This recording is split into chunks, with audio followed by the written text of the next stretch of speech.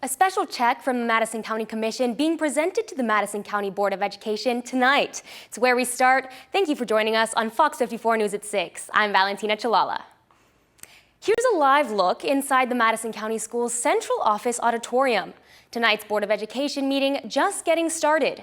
And in a few minutes, the Madison County Commission will be presenting a $300,000 check to the Board of Education, with the money going toward cameras to be placed outside outdoor athletic facilities on school grounds. Fox 54's Gabe Glassman is at that meeting right now.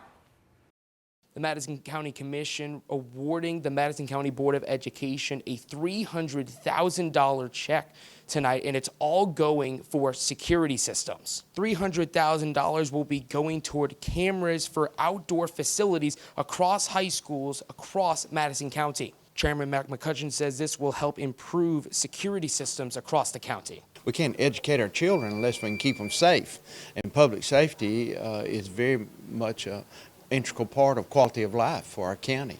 And when it comes to economic growth, we need our school systems. We need a good functioning school system. We need our children to be safe. One thing is that safety is paramount, and we want to make sure that our students are protected. And just like the SRO programs, the County Commission has always been on board with promoting safety for our children in our school system. So this was just another way and another component of that. Coming up later tonight on Fox 54 News at 9, we will bring you into the check presentation. From Madison County, Gabe Glassman, Fox 54 News.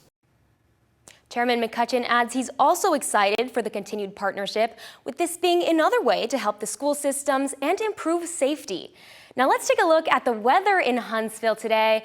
Oh, we can see a little drizzle of rain. It's the type of rain that makes you feel a little cold even when it's not cold out.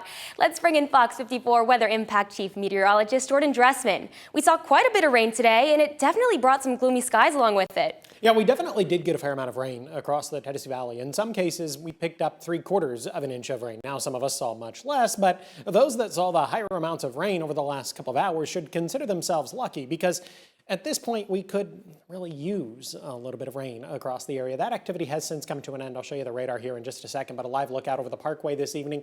Roadways are still damp, but those will begin to dry out here over the next hour or two as we continue along with the Thursday evening commute. Like I said, many of us are dry at this point in the evening. You'd almost never know it rained aside from the wet roadways. Still picking up on a couple of sprinkles across northeast Alabama, Jackson County down into DeKalb County, Scottsboro, maybe back into Fort Payne. We're still talking about just a little bit of light rain. A couple of showers are going to be possible as we head into the overnight, but then better opportunities for rain build into the Tennessee Valley as we head into your Friday, all thanks to an area of low pressure and a cold front that'll build through Friday night and then early into Saturday morning. We'll talk about this in more detail here in a few minutes. For airplane on fire, 940. It's going to be the airport. Still 13, just to advise you, the aircraft is safe on ground at this time. What you just heard was scanner traffic audio alerting local fire rescue and police agencies about a jet making an emergency landing in Muscle Shoals. The Learjet 45 twin-engine aircraft left Nashville International at 9:13 this morning, heading to Texas. During the flight, the pilot alerted Northwest Alabama Regional Airport about a possible fire on board.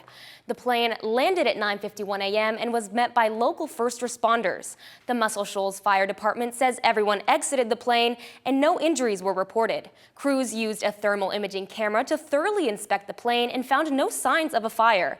At this time, there are no ongoing hazards and the aircraft is in safe condition. There's new hope this week that a Huntsville man being held in a Russian prison could be going home soon. David Barnes was arrested in Russia after traveling there to retrieve his kids after a bitter divorce. His wife made claims of abuse against him here in the U.S., and while those allegations were dismissed in Texas in 2019, Russian authorities opened a new case in 2022, leading to his imprisonment. Barnes, whose family still lives in Huntsville, was convicted in Russia last year. Now, according to a new report from Axios, the U.S. and Russia are discussing a swap that could include Barnes. Senator Katie Britt responded to the possibility of bringing Barnes home, saying, quote, "It is past time that David Barnes is returned to America. I applaud President Trump and Secretary Rubio for their tireless work." According to Britt, at least 8 Americans are currently being held in Russian prisons, including Barnes. A man will spend the rest of his life behind bars after he's convicted for shooting and killing a motel owner. According to court documents, William Moore was sentenced to life in prison during a sentencing hearing this morning. You can see him being walked out of the courtroom. Moore shot and killed Hillcrest motel owner Pravin Patel in Sheffield last year. Grand jury indicted Moore, the following month, charging him in Patel's death. Moore was found guilty on October 22nd after 2 days of testimony. An investigation underway after an exchange of gunfire between law enforcement and a suspect in Etowah County this morning. According to Aaliyah, the Etowah County Sheriff's Office, JSOG, was executing a search warrant on the 1000 block of Eastview Avenue in Gadsden when authorities say Brandon Jackson began shooting at officers, striking one in the arm and injuring another. Officers returned fire and shot Jackson. All three are now receiving medical care. The Sheriff's Office say the suspect is in custody and they are investigating. 2 people hospitalized after a school bus collided with a pickup truck. The Owens Crossroads Police Department says the accident happened around 7:45 this morning on the intersection of US 431 and Guthrie Avenue. The bus driver went to the hospital in their personal vehicle while the truck driver was taken by ambulance, but is expected to be okay. Police say no students were injured. The crash is now being investigated. The Huntsville City Council meeting is meeting right now, and on the agenda are several items concerning land development. The city is looking to rezone around 380 acres of land south of Alabama 20 and east of Interstate 65 to be used for housing. The City Council will also look to enter an agreement with the Alabama and Family Services Center to build affordable housing on Olson Street. The meeting is on the second floor of full floor chamber of Huntsville City Hall, The Community Action Partnership of North Alabama was awarded a major grant to expand affordable housing in Decatur. FAHI, a regional network of nonprofit housing organizations, gave CAPNA a $400,000 Maximizing Appalachian Capacity, or MAC grant. The grant is part of an over $2 million investment in the 9 projects led by 11 FAHI member organizations. The funding will help create jobs, increase housing production, and serve more than 600 households.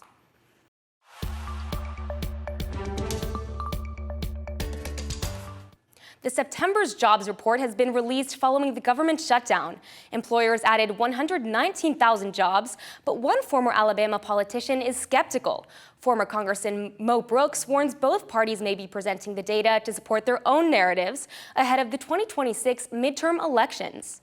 I've looked at the Bureau of Labor Statistics report that came out today, and while the Trump administration has done everything they can to try to put a happy face on it, here's the bottom line. Unemployment went the wrong direction, from 4.3% to 4.4%. When Donald Trump was sworn in, it was at 4%. So we've had a gradual deterioration. Brooks cautions voters to be aware of political spin, where parties highlight or downplay parts of the jobs report to make their case for candidacy stronger, especially as both parties position themselves ahead of the 2026 midterms.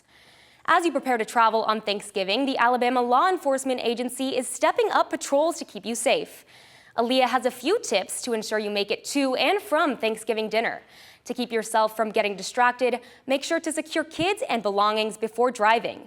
Holiday traffic can also tempt drivers to speed, tailgate, and weave between lanes. Aaliyah recommends giving yourself extra time to travel and give yourself a safe distance between you and the car in front of you. There's also a zero-tolerance policy for impaired driving, so make sure you plan ahead and designate a sober driver. For more tips, go to FOX54.com.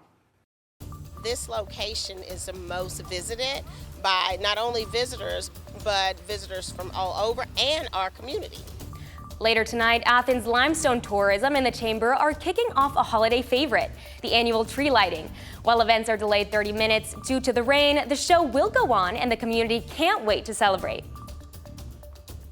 The Christkindl Market in Coleman is back for its grand opening, bringing lights, rides, and authentic food. The month-long holiday event supports local children's charities. Up next. It's the grand opening for a massive Christmas market over in Coleman.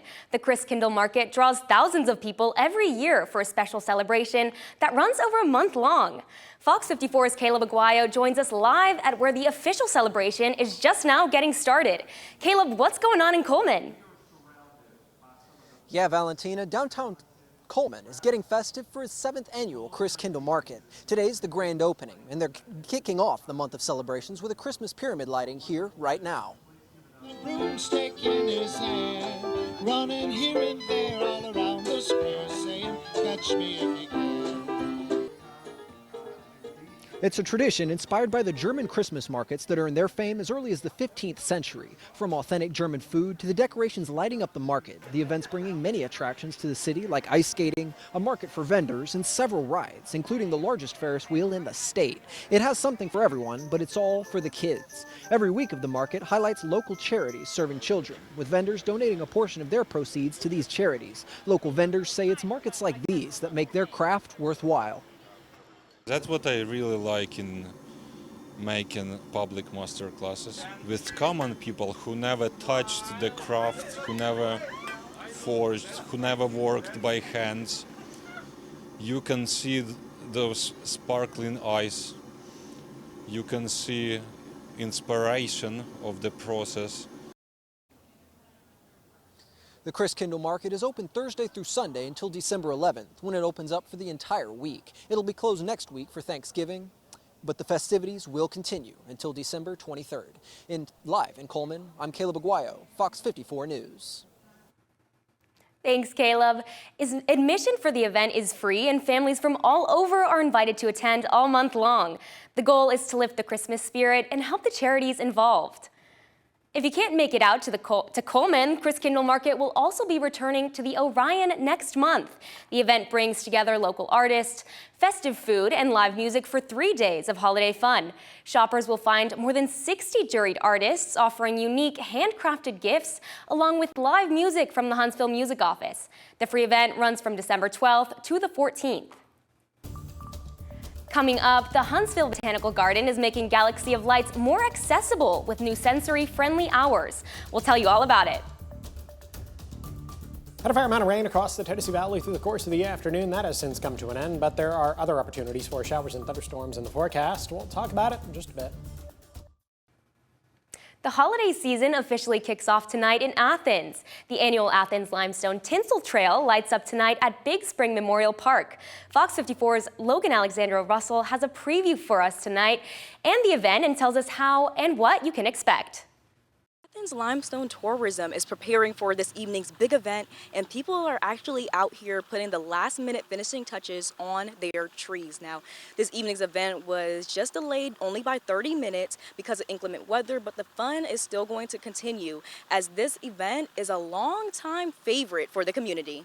The event is formerly known as the North Pole Stroll and is a beloved tradition going on for more than a decade. 100 trees are beautifully decorated around the park, representing local businesses, nonprofits, and honoring loved ones. Tonight's tree lighting ceremony features live entertainment with Storytime with Santa, which starts at 6:30, and Happy Pappy beignets will be here, and there will be hot cocoa. It's been exciting. This year and last year we had 100 trees, and we just have loved how the community has come out to really support these trees. And we found out through a program that we have that during this time of year, this location is the most visited by not only visitors, but visitors from all over and our community. The lighting will start promptly at 7. The trail is free to visit and will remain open through December 31st. From Athens, Logan Alexandra Russell, Fox 54 News. The tree lighting is just the kickoff to the holiday festivities in Athens this weekend. The Christmas open house will be tomorrow, followed by other events through Sunday. The holiday tradition of ice skating at Big Spring Park is back for the 14th year in a row. Starting tomorrow, skating in the park will open their outdoor ice rink 7 days a week through January 4th. Tickets are $15 for anyone ages 10 and up and $5 for anyone 9 and under. The rink will host special events including DJ nights, family nights, and a family-friendly New Year's Eve celebration. You can find the full schedule on our website, fox54.com. Now, the Tennessee Valley's certified most accurate forecast from the Fox 54 Weather Impact Team. Another gloomy day where we only got to see a couple of peaks of sunshine, and this is before the parkway got wet when we had a fair amount of rain. Now, skating in the park had me thinking, yeah, we're going to need the temperatures to drop cold enough to have a hardy coat before we can go skating. I so agree. Because, yeah, skating involves ice, and when it's nearly 80 degrees, that is just, they don't mix. No, and I think a double layer of pants would help with the falls and stuff too. Or just don't go ice skating, which is what I will be. Can you ice skate? No, but I'm going.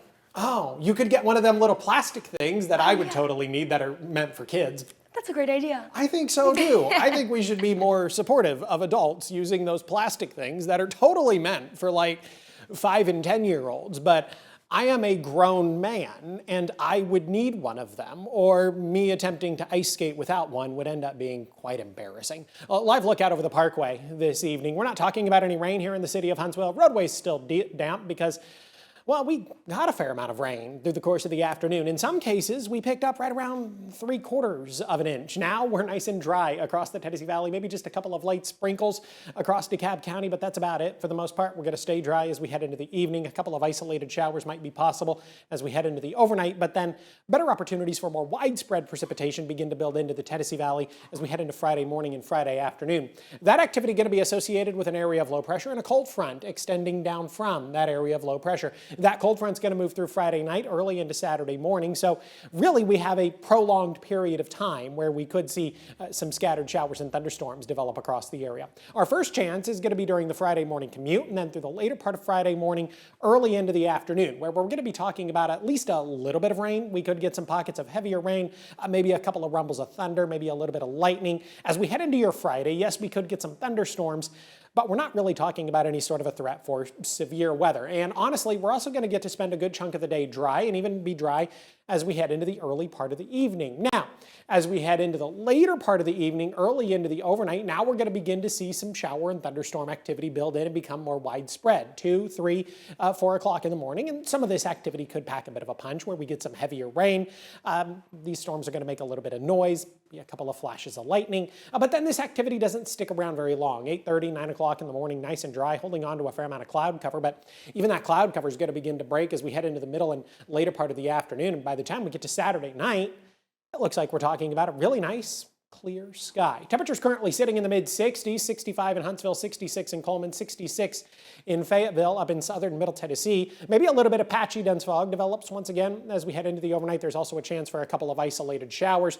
I've got a low temperature right around 60 degrees. When the kids get on the school bus tomorrow morning, 62 at 7, 64 at 8, 67 at 9, 69 degrees by the time we get to 10 a.m. A rain chance through the course of the afternoon, but the day's not going to be a complete and total wash. There are going to be significant periods of dry time. So all told, I actually think it's going to be a reasonably nice Friday. I've got a high right around 74 degrees. As we head into the front half of the weekend, we're going to maintain the 70s across the Tennessee Valley. That'll be quite nice, but we are eventually going to get cooler, finally begin to put some actual numbers on Thanksgiving, a mix of sunshine and cloud cover as of right now. Now, we are a week away, so things are likely to change, but currently, I've got a high temperature right around 53 degrees for Thanksgiving.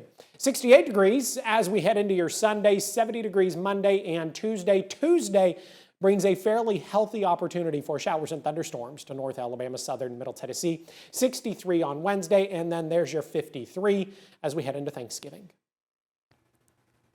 Here's your chance to bring a smile to kids across the Tennessee Valley. Toys for Tots is issuing an urgent call for warehouse volunteers and community donations.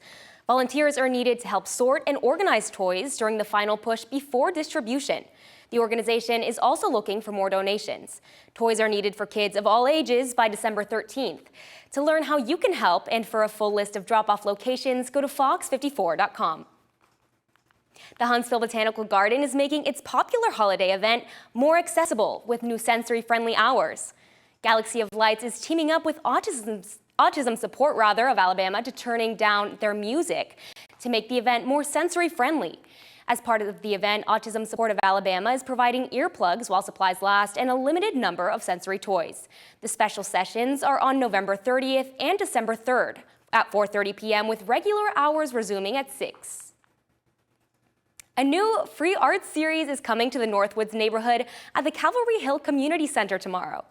Quarterly at Calvary is a program designed to bring local talent directly to the community, launched by Councilmember Michelle Watkins in Arts Huntsville.